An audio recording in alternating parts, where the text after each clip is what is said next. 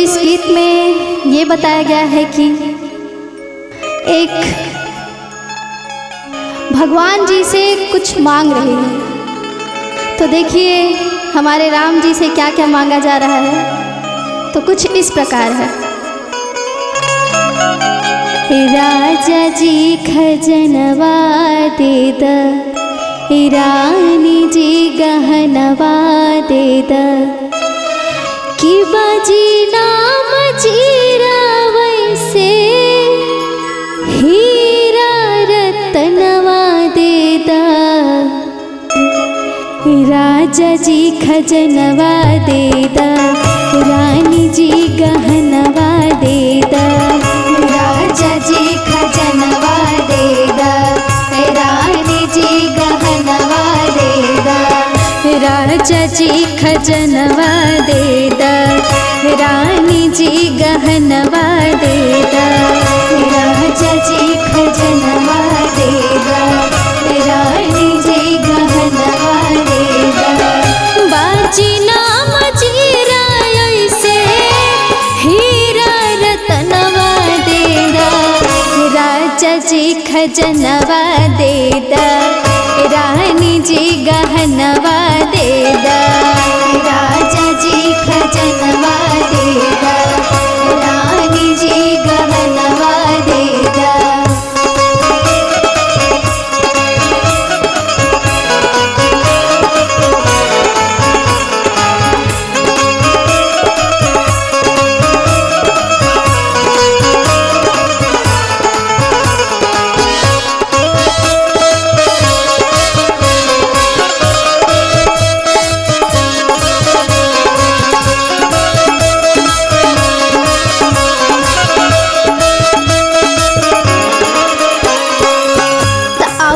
चाहिए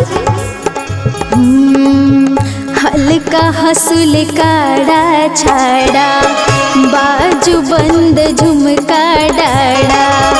हल्का हंसुल काड़ा छाड़ा, बाजू बंद झुमका डाड़ा। हल्का हंसुल काड़ा छाड़ा, बाजू बंद झुमका डाड़ा। हल्का हंसुल काड़ा छाड़ा, बाजू बंद झुमका डाड़ा। इहे आर मनवा अपना, कन के आर मनवा दे दा।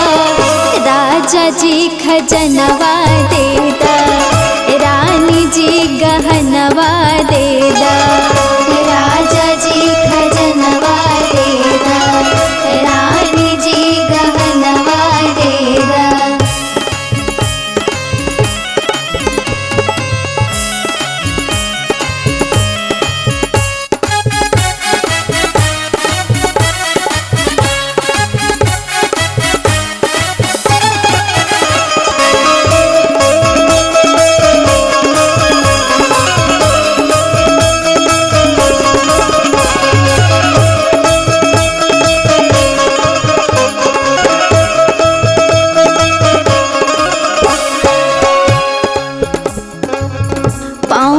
पैजनिया दे दा, कमर कर धनिया दे दा। पाँव के पैजनिया दे दा, कमर कर धनिया दे दा। पाँव के पैजनिया दे दा, कमर कर धनिया दे दा। पाँव के पैजनिया दे दा, कमर कर धनिया दे दा। इहाँ बा चरणवा अपना, करके कंगनवा दे दा। राजा जी खजनवा दे दा, रानी जी गहनवा दे दा। राजा जी खजनवा दे दा, रानी जी गहनवा दे दा।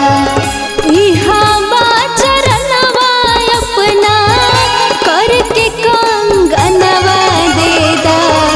राजा जी खजनवा दे दा, रानी जी गहनवा दे दा। राजा जी खजनवा दे दा, रानी जी गहनवा